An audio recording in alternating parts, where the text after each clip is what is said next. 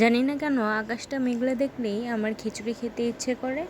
আর যেমন ভাবা তেমন কাজ, খিচুড়িটা রান্না করেই ফেললাম। অল্প মশলায় তৈরি এই খিচুড়িটি কিন্তু খেতে অসাধারণ। এখানে তেলের মধ্যে পেঁয়াজটা লাল করে আদা রসুন দিয়ে হলুদ মরিচ আর লবণ দিয়ে খুব ভালোভাবে কষিয়ে নিব। কষানো হয়ে গেলেই এখানে আমি চাল আর ডালের মিশ্রণটা দিয়ে কিছুটা কাঁচামরিচ দিয়ে খুব ভালোভাবে একটু ভেজে নেব। ভাজা হয়ে গেলে পরিমাণ মতো পানি দিয়ে বলক আসা পর্যন্ত অপেক্ষা করব। বলক চলে আসলে ঢাকনা দিয়ে ঢেকে দিব।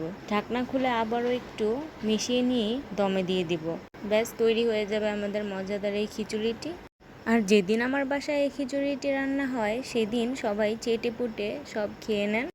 আর সিম্পল এই খিচুড়িটাকে আরও মজাদার করতে আজকে আমি পরিবেশন করে নিচ্ছি নানা রকম ভর্তা, আচার আর তরকারির সাথে।